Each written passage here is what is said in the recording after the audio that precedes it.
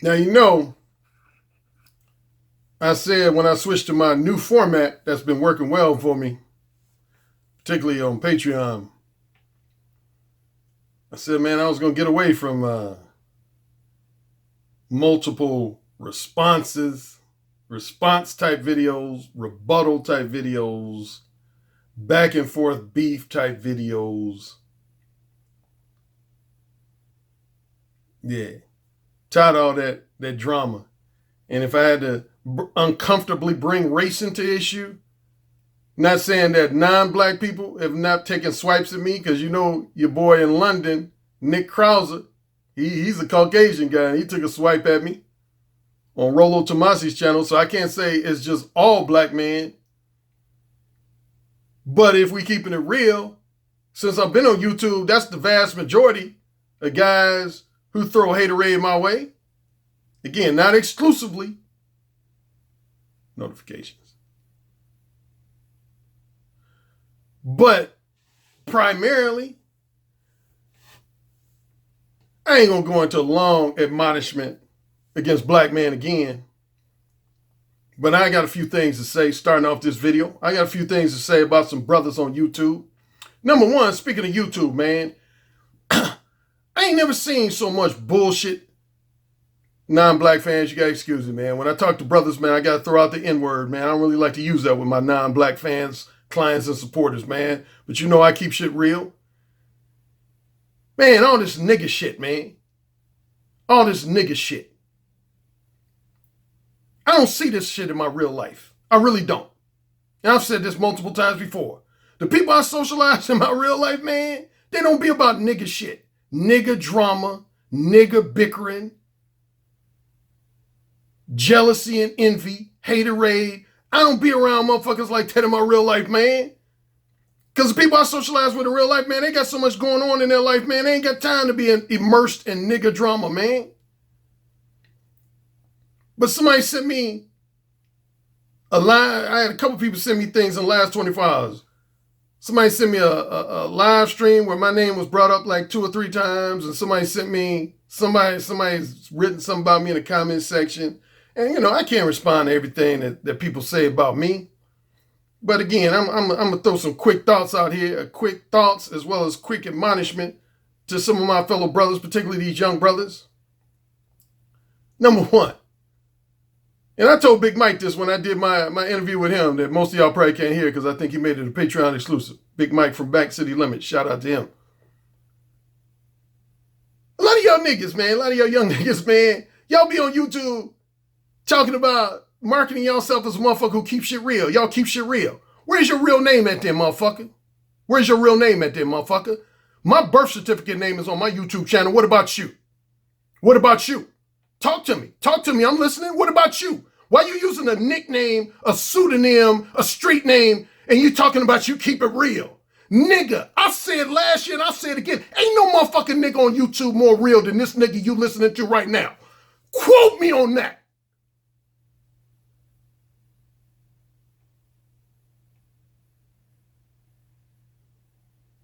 I'm the most real motherfucker on this bitch.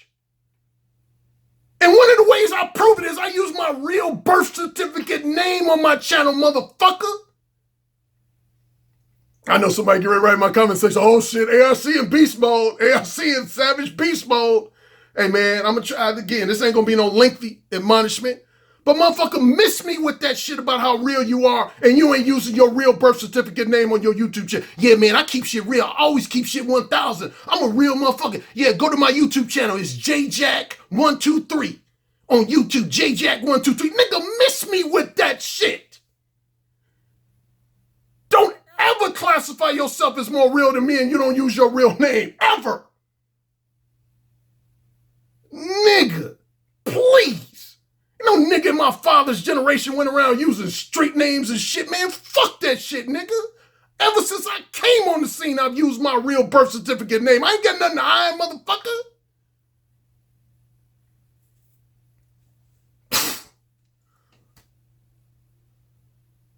Secondly, man, Y'all talking about manhood and y'all always talking about bitches. I'm a real man, but hey man, I want to talk about this, man. Bitches be doing this and bitches be doing that, and bitches piss me off when they do that, and bitches piss me off when they say that. Really? Really? Insert dog face here.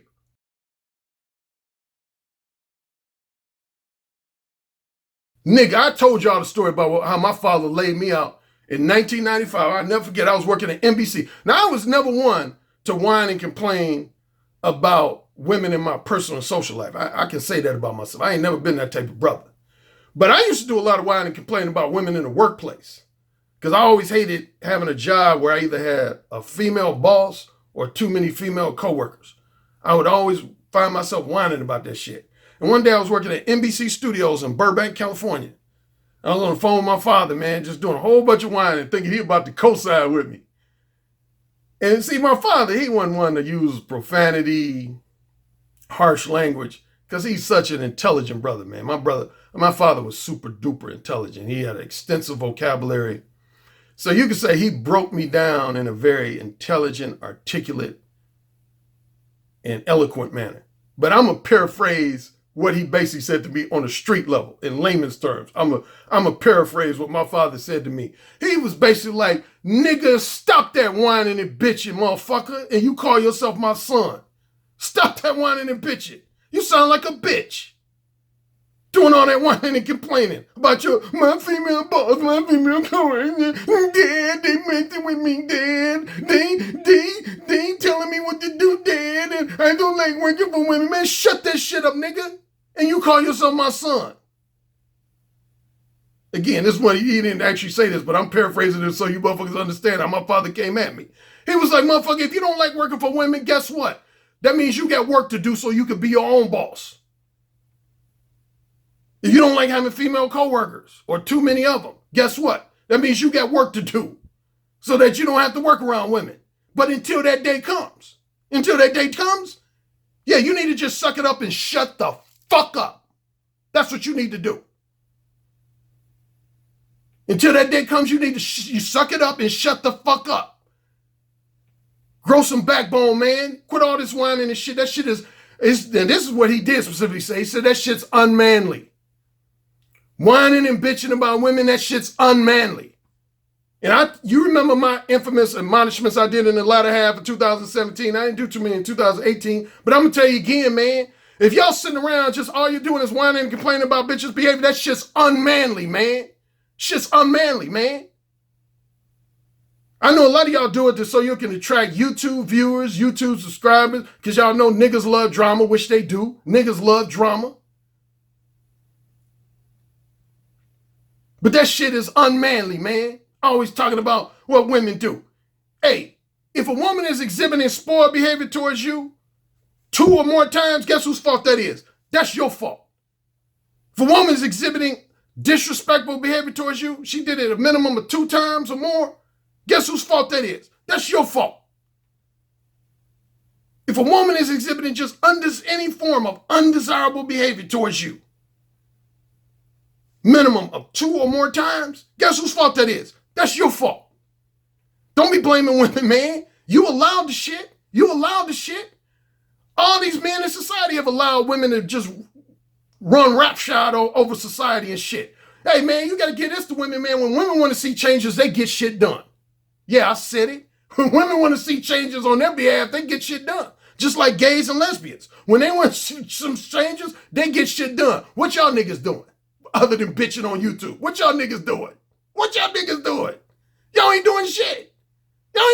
But talking on YouTube. Y'all ain't changing shit. What public policies y'all changing? Huh? What? I'm listening. Tell me. Huh?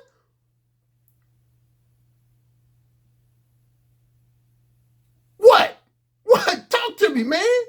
Talk to me. What are y'all changing up? What are y'all doing other than talking shit on the YouTube channel? Man, women are running shit in a lot of aspects of life and society. Women are running shit. They allow their voices to get heard in a meaningful way. They don't just bitch on YouTube in a meaningful way, man. Do your research on the second wave of feminism, man. They changed society. That's why I wrote my book, The Beta Male Revolution, man. I talked about that at the 21 convention last year. And I'm sure a lot of men in the audience didn't want to hear that shit. But I say, hey, man, you got to give it up for women, man. They basically was like, I don't want to fuck these undesirable beta males anymore. I don't want my dad pressuring me to fuck an undesirable beta male. And they changed shit in their favor. What are you doing? What are you changing in your favor, motherfucker? On these YouTube channels talking shit. What are you changing in your favor? Let me know. Final thing on a more personal level. On a more personal level. To do with me. Motherfuckers worried about the activities of my dick. Why are you worried about the activities of my dick? Hey, you a man. You call yourself a man. But you worried about the activities of my dick. My dick is happy. Okay? My dick is happy. Is your dick happy? Because here's how I look at it.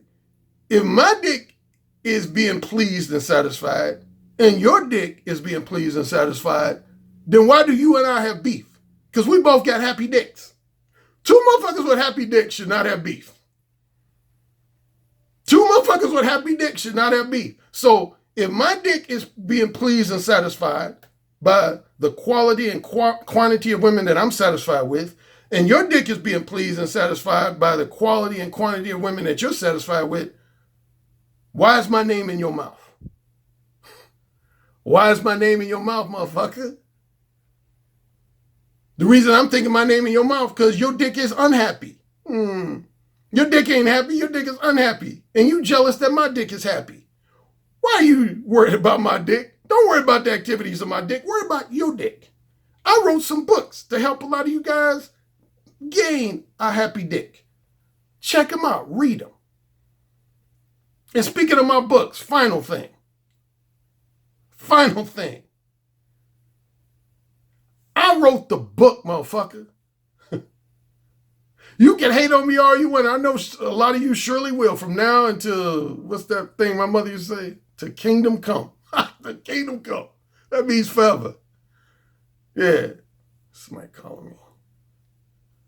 From now until kingdom come, I know I'm going to have haterade from different haters. I just got to accept that. But all I can say, I wrote the book. See, there used to be a saying, man. I don't think young brothers use this, but see, when I was growing up, I grew up in Gary, Indiana, right next door to Chicago, home of the Jackson 5, Michael Jackson. And if anybody felt like they was really good at something, really good at some area, some skill, some talent, they would lightheartedly say, man, I'm so good at that shit, I wrote the book on that. Like, if we was playing basketball, somebody was really good at dribbling between their legs and doing crossover dribbles, and everybody start gassing up that dude's head, they would be like, damn, Leon, man, you got some mad dribbling skills, man. Damn, man, you're crossing over everybody. Leon would say, man, what y'all talking about, man? I wrote the book on the crossover dribble. I wrote the book on that shit. If we'd be at a party and somebody was really good at mixing drinks, and they might be like, damn, these drinks are the bomb, man. I didn't know you was a top-notch bartender, man. Where you learn how to mix drinks like this? Whoever it was, say his name was Ralph. He said, oh, man, I don't know why y'all tripping, man. I wrote the book on mixing drinks. I wrote the book on that shit. If a guy was good at pulling women to the point where he was getting a lot of props from his close friends and acquaintances, they say, man, you got away with women, man. What's your secret? He said, oh, man, what you talking about, man? I wrote the book on that shit. Alan Roger Currie wrote the book. Literally, not figuratively speaking, literally. Where's your book at? Where's your book at? I wrote the book on being real, authentic, and having big-ass verbal balls. It's called Mo 1. Where's your book at? I wrote the book on developing a smooth, seductive mouthpiece and being able to get women's pussies wet just by whispering shit in their left ear. I wrote the book on that. It's called Ooh, Say It Again. Where's your book at? I wrote the book on quickly identifying women who are just looking to cause you to waste time and money without giving you no pussy and without sucking your dick. They just want to exploit you for your non-sexual time, attention, and companionship, as well as exploit you for your financial resources and material possessions. It's called The Possibility of Sex. Where's your book at? I wrote a book giving people, and particularly young millennial dudes, kind of a pseudo history of how the period between 1960 and 1974 changed intersexual dynamics between men and women forever to this day, and why the dating scene today is so much different than it was, say, in the 1930s, 40s, and 50s. I wrote the book on that shit, man. Where's your book? Where's your book at? Most of y'all motherfuckers on YouTube can't even write. I've seen some of y'all emails and comment section shit. Y'all can't write. Y'all would have to hire a ghostwriter. Y'all can't write. And half of y'all who could write, if y'all came out with a book, y'all would end up just related to my topic of late. Y'all be end up just plagiarizing my shit or somebody else's shit. Y'all end up just repeating, regurgitating, and duplicating shit that's already been said in other people's books. Nigga, don't talk shit to a motherfucker who's an established author, man. Where's your book at? Don't market yourself as some kind of self-help guru and you ain't got no book. I said that back in 2017. I don't respect no motherfucker. You ain't gonna never get my full respect. You might get partial respect depending on who it is. Like, I respect BGS Ipmore. He ain't got no book, but he's an intelligent, well-read brother. So he has my respect. There's a couple other guys on YouTube who don't have a book that I respect their knowledge, their wisdom, their insight on different aspects of life. But generally speaking, if you ain't got no book, man, miss me. Miss me, man. Because, see, I was so confident that my knowledge, wisdom, insight, and advice was so strong and so valuable, I wrote the book on that shit, man. Drops Mike. I've been on national TV, bro. I've been interviewed on national broadcast radio. I've been featured in national newspapers and national magazines. Have you? Alexa, who is Alan Roger Currie? Alan Roger Currie is an American dating coach, self-help author, motivational speaker, and YouTube personality. He has written advice books on dating and interpersonal relationships, verbal communication skills, identifying various manipulative mind games employed between the genders, seduction, erotic dominance and submission, and engaging in erotically explicit dirty talk with women. Drops Mike again. Where's your Wikipedia at? Where's your Wikipedia page at, bro? Huh? Keep my name out your mouth, man. Do one of two things. Show me your resume or keep my name out your mouth. One of the two. Show me your resume. Where's your books at? Where's your freelance articles at? Where's your national television appearances at? Where's your national broadcast radio appearances at? Motherfuckers in the peanut gallery. That's what you are. You're in the peanut gallery, man. Please, man. You ain't on my level. You never be on my level. Marinate on that shit, you haters. Marinate on that shit. You'll never be on my level. Now, about what I really want to talk about, which is also something that's bothered me, irritated me. Some of y'all motherfuckers don't know what it really means to be direct. If you remember when I had an event with Sasha Degame in 2012, his second direct dating summit, he had all these conventional PUAs there.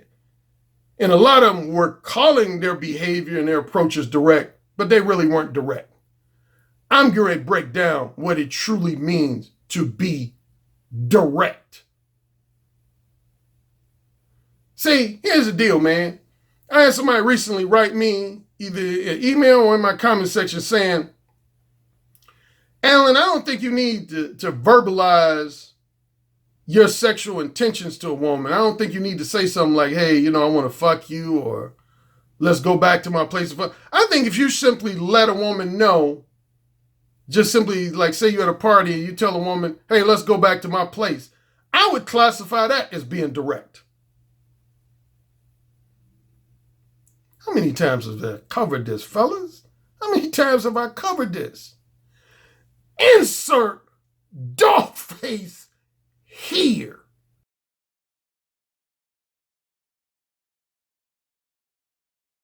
Let me break the news to you, man. That ain't direct. Okay? That ain't direct. That ain't direct. If you're at a party, nightclub, whatever, and you just say to a woman, hey, let's go back to my place, that ain't direct. Alan Roger Currie is here to tell you, that ain't direct. I used to do that. I've explained this before. A lot of my shit, I guess, is going to be repetitive. But I wrote an article about this in 2013 when I used to write for the Examiner. Speaking of the Examiner, I think I might have mentioned this before, but in case I didn't. You know, I've been talking about plagiarism and people plagiarizing. Do you know that's half the reason why the examiner.com got shut down? Man, that's how I used to write. That's where I used to write most of my freelance articles on. Was the Examiner before I started writing for the Negro Manosphere. They actually fired me, man. They said I was too risque and too sexually provocative. Yeah, then less than a year later they got shut down. But that's half the reason why they got shut down. Yeah, a lot of the columnists on examiner.com, they was just blatantly plagiarizing other more well-established newspaper columnists or magazine columnists, and they would just basically plagiarize this shit, put it in their column, and pass it off as their own, man. And the Examiner started getting a bunch of lawsuits thrown at them, so, to the point where they had to shut down, man. See, that just shows you the ill effects of plagiarism, man. Yeah, that's at least 50% of the reason why Examiner shut down, man. They start getting a whole bunch of lawsuits of plagiarism. Unoriginal motherfuckers. But yeah, man, when I was a freshman in college, man, that was my number one thing. I would go to parties and I would say to women, hey, you want to come back to my dormitory room? And they would say, sure. And I would say, I don't know, maybe 25 to 35% of the time, I ended up scoring some pussy from that. But I would say approximately 2/3 of the time, one or two things would happen. Women would allow me to make out with them, but they wouldn't allow me to actually fuck them, as they say, go all the way. In some cases, the women wouldn't even make out with me. They would be like, did you invite me back to your dormitory room because you thought we were going to have sex? When did I ever give you the indication that we were going to have sex? I thought we were coming back here to talk. And my attitude would be like, damn, it's like 1:32 in the morning. Why would you think I want to talk to you? But see, that's how women are, man. Y'all know that. Y'all know that. Like, I remember me and the podcast who have had multiple beefs with Mumia City and Ali. We got into it a couple years ago about this, man. He tried to say, if you're dealing with women, particularly women who are roughly 35 years of age or older, you shouldn't have to be specific with them about why you're inviting them to your place. You shouldn't have. See, number one, once you use the word what somebody should or shouldn't have to do, you fucking up. You fucking up. You fucking up. Yeah, but he tried to make the argument. He said something about my way of letting women know I want to fuck them is I'll say, hey, do you want to come to my apartment and look at my etchings? Look at my etchings. The fuck is that? Dude, when I'm direct, and I think this goes without saying, I'm direct. Dude, here's how direct I used to be. I probably, you could say, tamed down in my older years. When I was in my 20s and most of my 30s, do you know sometimes the first thing that would come out of my mouth, like I'm talking about literally the first thing, would be something along the lines of, I would say, damn, you got some nice dick-sucking lips. I can't wait to see my dick sliding in your mouth. That would literally be the first thing I would say to one before I say, like, hello, my name is Alan. How you doing? What's your name? All that shit. I would say, damn, you got some dick-sucking lips. I can't wait to see my dick sliding in and out your mouth. Or, damn, you got a nice ass. I can't wait to bend you over and fuck you doggy style. No joke. I got friends and acquaintances and frat brothers that will vouch for me on that shit. I ain't exaggerating. I told you, Sasha Day, one person who's fairly well known in the manosphere, at least used to be. I've told this story a bunch of times, man. Before, when we hooked up in London, he admitted, he said, Alan, man, he said, before I met you in person, I thought a lot of your stories, man, were like exaggerated or embellished. He said, I thought you were like just trying to hype yourself up. But he said, damn, man, after hanging with you a few days here in London, he said, you are hands down the most verbally bold and sexually straightforward man I have ever shared the company of in my life. He told me that. He said, I've hung around a lot of PUA. Like, he's been around Mystery Method. He's been around almost all the top-notch conventional PUAs and other dating coaches.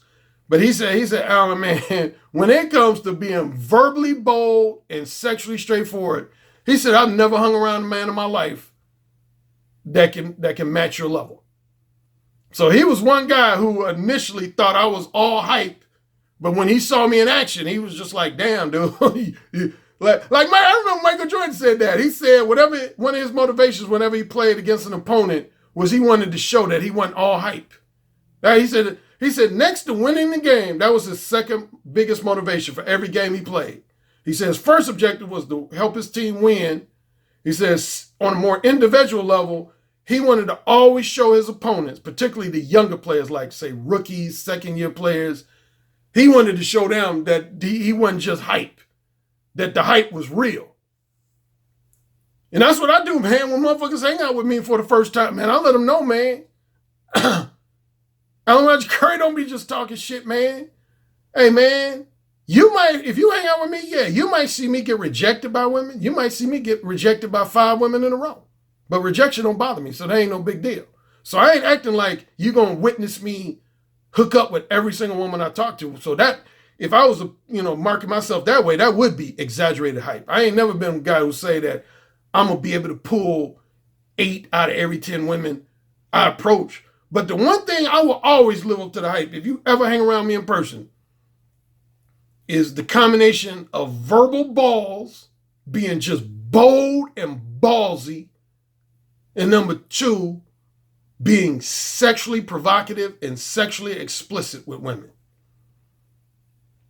Man, I don't be playing, but I was, even though I'm generally still that way, when I was in my 20s and 30s, dude, I had no fear whatsoever. I was fearless.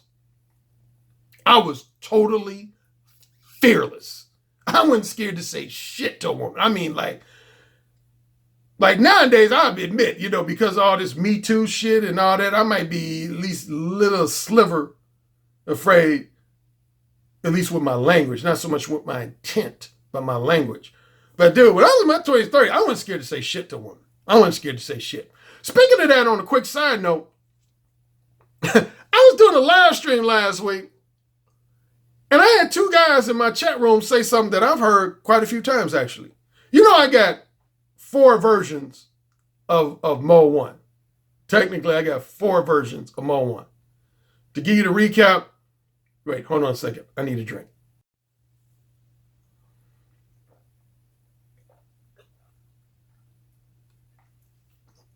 Give you a quick recap. There's Mode 0.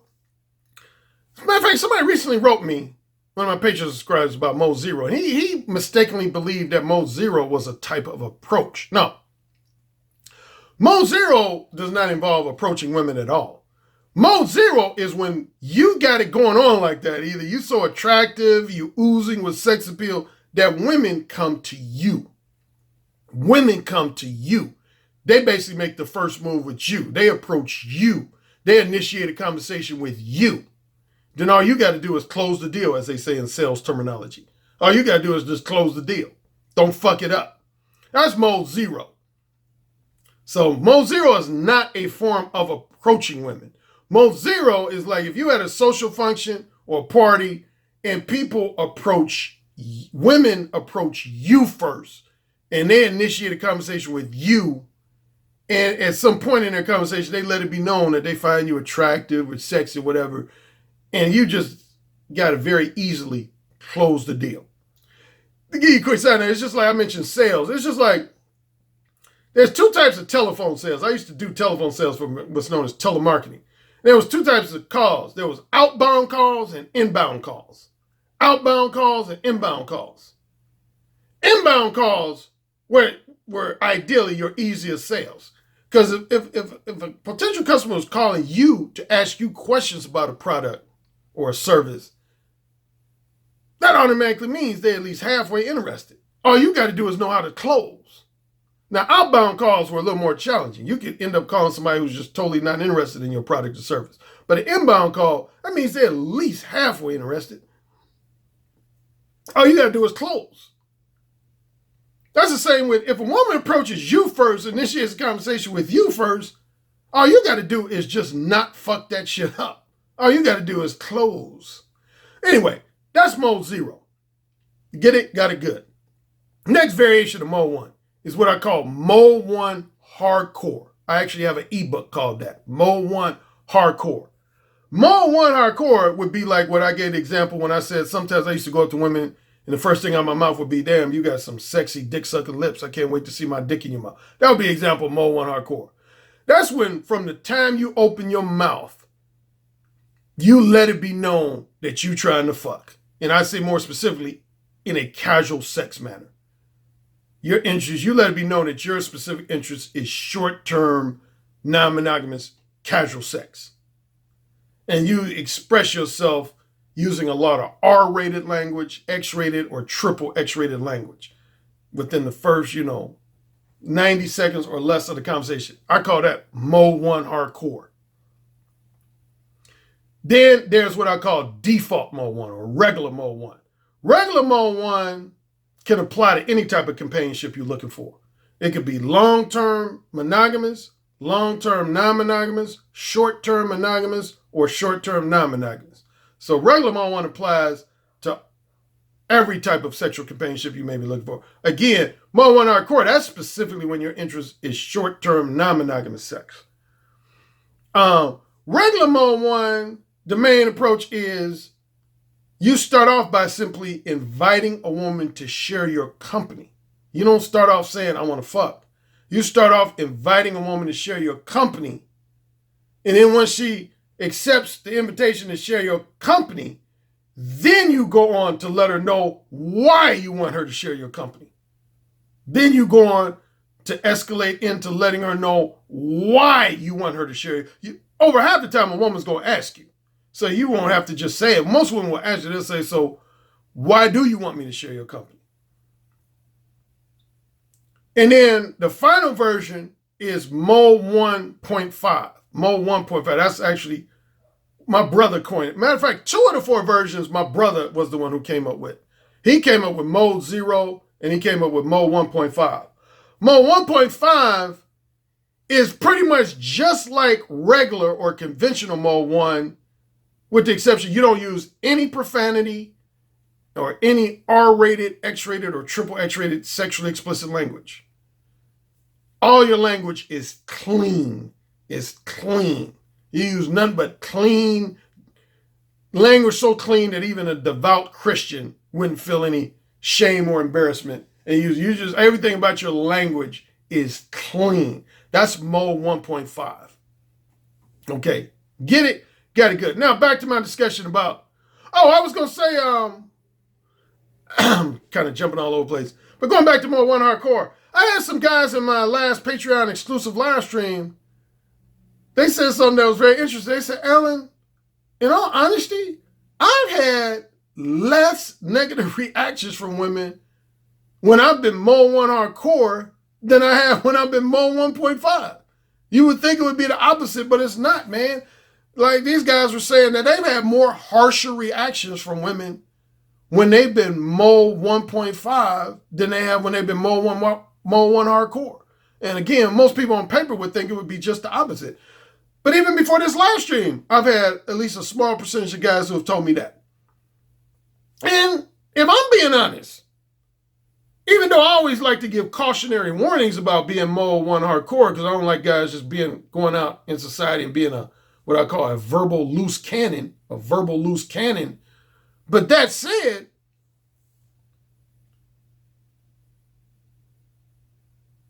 dude, most of the time, honestly, most of the time I've been Mode 1 hardcore with women, I've had a high percentage of success.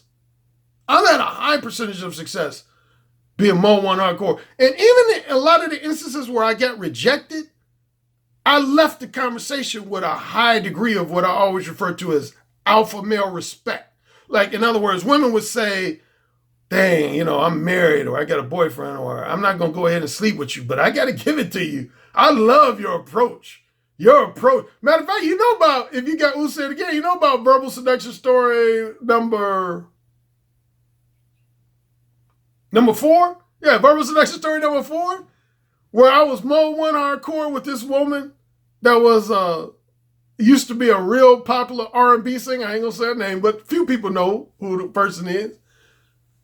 Yeah, she's no longer. She was in the mid to late 80s, very early 90s.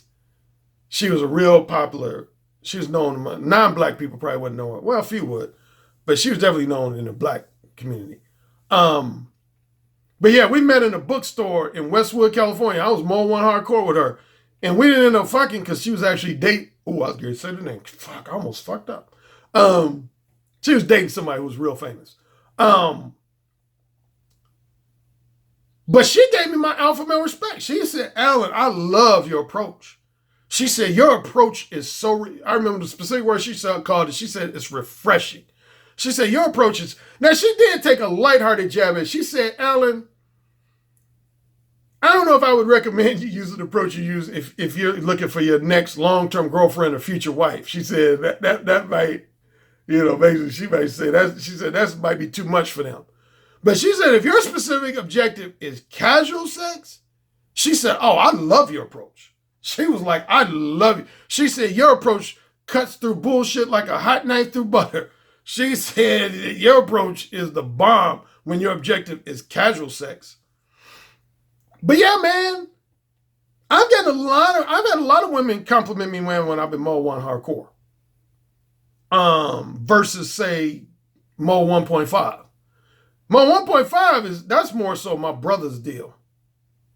Like my brother, probably 95% of the time, he was Mode 1 with women. He was Mode 1.5.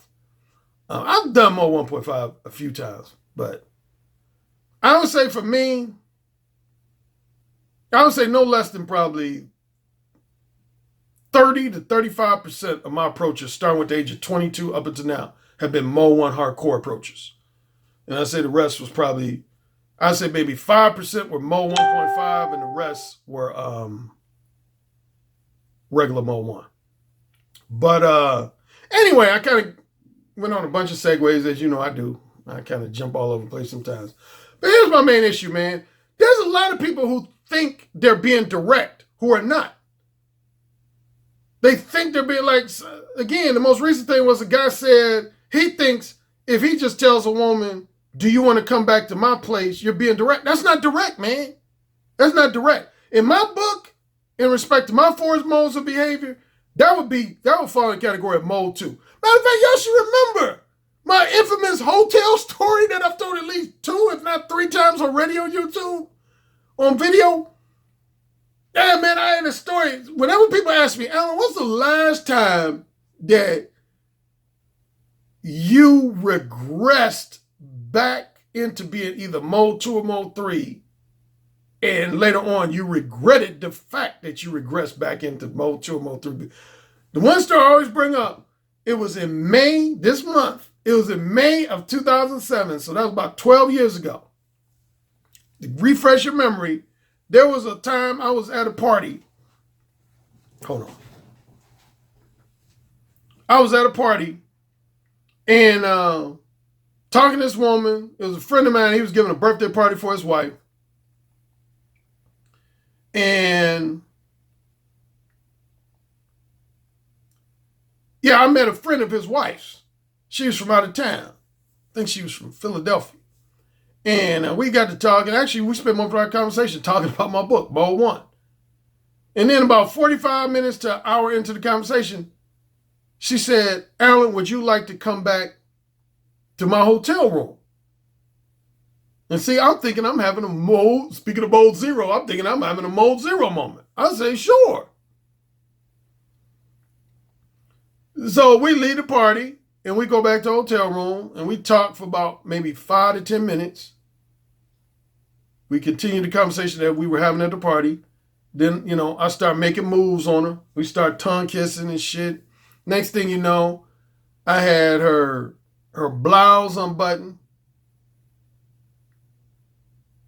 Then later, while we were laying on the bed kissing, I told her to take off her slacks because she had on these slacks, these black slacks.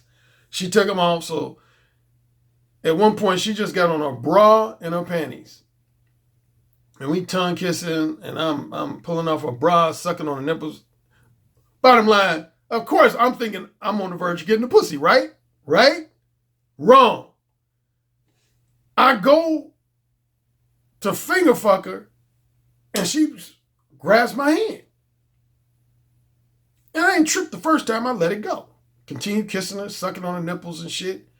Then a few minutes later, I went to do it a second time. I went to try to play with her clit. She grabs my hand, and I kind of give her this look, like, and then she gives me a look back, like. So I let that go. Then finally, the third time, man, she grabbed. That's when I kind of just was like, okay, what the fuck is up? You on your period or something? What's going on? What the fuck is up? She said, I don't want you to finger fuck me. And I'm like, why not? She said, I don't do casual sex. And I kind of gave her, I almost gave her an insert dog face. I was like, get out of here. She said, I'm very serious. She said, I don't do casual sex. She said, if you're not my man, if we're not like in a serious relationship, I don't do oral sex or intercourse. I'll make out with you like I'm doing now. She said, I'll make out with you, like I'll tongue kiss you. I'll let you even suck on my tits and stuff like that. But she said, if you're not my man, she said, I don't do casual sex. I'm not going to do oral sex. Or she said, the only time I would do oral sex with you or intercourse is if all our friends know that you're my man and I'm your woman. She said, if we ain't rolling like that, ain't no oral sex or intercourse coming your way. And I ain't gonna lie, I went into mode 4 for a few minutes. I was basically like, bitch, why the fuck you invite me to your hotel room then?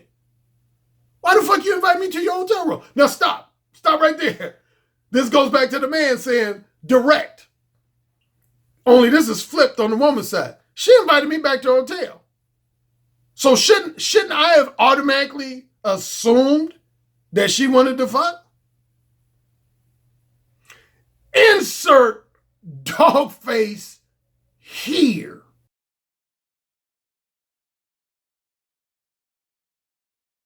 See, this incident, even though it was the other way around, just proves my point, man. This woman invited me back to her hotel room because she genuinely wanted to continue our conversation. She just didn't want all the background noise to be around. But she wanted, and that's what she ended up telling me. When I asked her, I said, well, why the fuck you invite me back there? She said, I was just, honestly, I didn't even plan on making out with you, Alan. She said, I just wanted to talk. I wanted to continue the conversation. I wanted to get away from all the music and all the dancing and noise that was in the background. But, and here's where she left me convicted. And I've told the story before. She said, Alan, when I invited you back to my hotel, did I specifically say, would you like to go back to my hotel room so we can fuck? And I just said, touche. She said, I don't think I did. And you're the author of Mo 1. She clowned me. She said, you're the author of Mo 1, all about straightforward, crystal clear communication. And here you are presumptuously assuming that I wanted to give you some pussy instead of making it clear. She said, if you're supposed to be Mo 1, she said, when I first said, would you like to go back to my hotel room? You should have said, are we going back to your hotel room to fuck?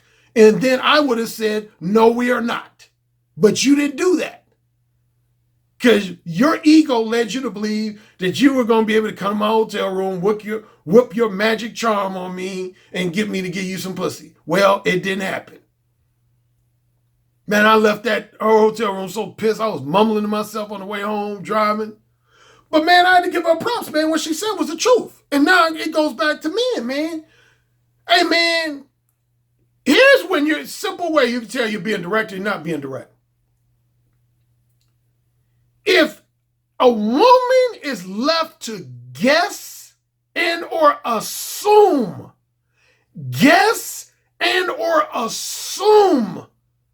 what your true sexual desires, interests, and intentions are, you're not being direct. Period. If a woman is left to having to guess and or assume what your true sexual desires, interests, and intentions are, you are not being direct. Period. End of story. So you saying to a woman, hey, would you like to come over to my place and have some drinks and watch a movie? That ain't being direct. You might think that's being direct. That ain't being direct. Because that woman might genuinely want to just have some drinks and watch a movie. Trust me on that. Trust me on that. I've done informal surveys about this with women. Before I wrote that article on Examiner.com, I informally surveyed a bunch of women. I asked them their opinion on it. So this is not just coming from my own mouth. Women have told me. They said, I don't, just because a man invites me back to their place don't mean I expect that we're going to be having sex. They went on to say, shit, a man is stupid. That's what a lot of these women said. They said a man is stupid if he thinks that if he invites you back to this place, that automatically means I'm going to have sex with him. He is stupid. And I co-sign with him. You are stupid. At best, asking a woman back to your place. Matter of fact, I'll tell you one pickup artist who I got into it went on Blog Talk Radio about this very thing. Was there used to be this pickup artist who was real popular from Manhattan. I would almost lightheartedly call him the white equivalent to Alpha Male Strategies back in the day, about 10 years ago. He was the white equivalent to Alpha Male Strategies.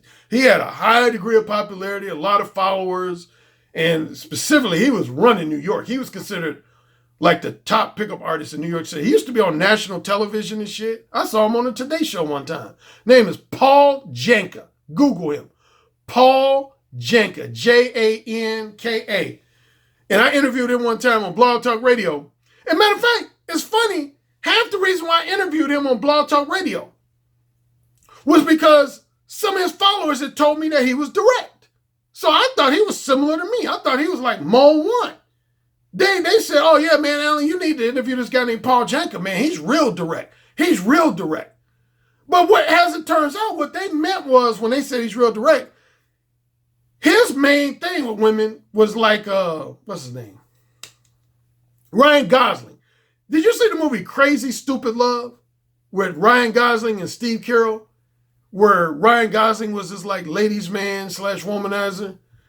If you saw that movie, that was his main like method of hooking up with women. He would talk to them for like 5, 10, 15 minutes, and then he would just say, hey, you want to come back to my place? And they would say, sure. And next thing you know, they would show clips of him fucking these women after they got to his place. And so a lot of guys genuinely think that just saying, would you like to come back to my place, that's direct. No, it's not. It's not. I'm telling you, that's not direct. Not in the real world. Maybe in that Ryan Gosling movie it was, but in the real world, that's not direct, man. But yeah, that was Paul Janka's main MO. That's how he said how he got most of his pussy. And when I was interviewing him on Blog Talk Radio, man, I told him, I said, bro, I said, you're going to set yourself up for a potential date rape charge doing that shit. Because he said he would just have women come over his place, and then he would just start making moves on them, until he got the pussy. Matter of fact, as I mentioned before, if you Google Paul Janka and date rape, unless they got to take it off of Google, there was a couple hits that came up, interesting hits that came up related to that. I ain't going to go no further because I won't sound like I'm disparaging the dude. But there was a couple hits that came up on Google if you put in Paul Janka and date rape. Yeah, man. But that's what I told him. I said, man, you setting yourself up for date rape doing that shit, man. And see, I'm going to mention this. I'm going to toot my horn, man. Speaking of Blog Talk Radio, I interviewed the number one date rape prevention specialist in the country. Her name is Katie Costner. Katie Costner. Koestner.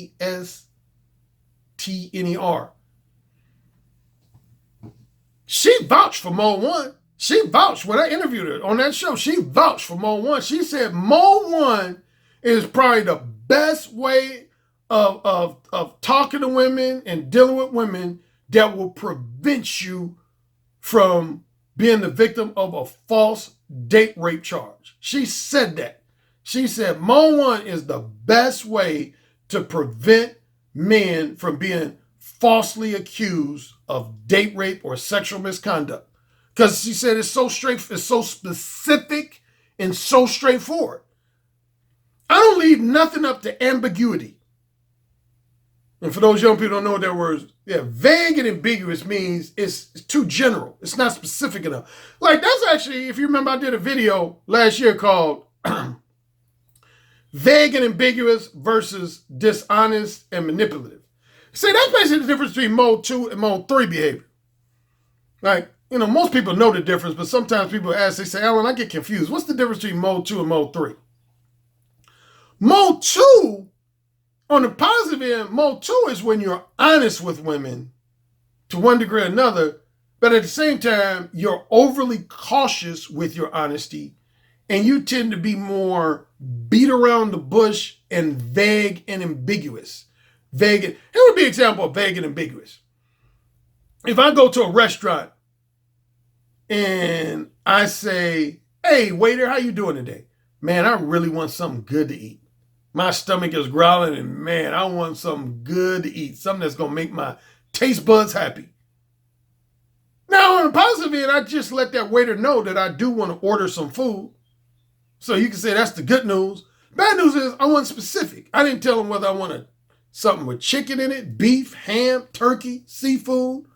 I didn't tell him what kind of side. I didn't identify a specific dish on the menu. I just said, "Hey, I want something good to eat, something that's going to make my..." That would be an example of being vague and ambiguous. That's what mode 2 is. When you're being mode 2 with women, like asking a woman back to your place, that would be fall in the category of vague and ambiguous. Vague, it wouldn't be totally dishonest, which would fall into mode 3, but you're being vague and ambiguous. Or like, even if you let a woman know you want to have sex with her, but you're not specific about what type of sex. For example, you're not specific about whether you want long-term sex or short-term sex. Or you're not specific about whether or not you want monogamous sex or non-monogamous sex. Then that means you're being vague and ambiguous. Like with me, before I even tongue kiss a woman or have sex with a woman, I let her know, number one, that I want to fuck her. And 95 to 99% of the time, I let her know specifically in what context. I let her know if I'm looking for long-term sex or short-term sex. I let her know if I'm looking for monogamous sex or non-monogamous sex. I don't lead no woman on, man. I don't want no woman to be misled in thinking that I'm looking for more of a boyfriend-girlfriend relationship when I know I'm looking for more of a fuck buddy relationship. I make shit real specifically crystal clear. Specific, crystal clear. That's what being mode 1 direct is all about. That's what being mode 1 direct is all about. It's about being ultra specific, making your true sexual desires, interests, and intentions crystal clear, where there's no ambiguity, no confusion, no room for misinterpretations. That woman knows exactly what you want. If you want both intercourse and you want your dick sucked, she knows that. She don't have to guess that or assume that. She knows that. Quit being afraid to be specific. Quit being afraid to be straightforward. Be mode 1, motherfuckers. And if you got it going on like that, be mode 1 hardcore. But you got to be able to read women's body language first before you mode 1 hardcore. I tell you that. All right, that's all I got for you today, fellas. Until next time. Peace.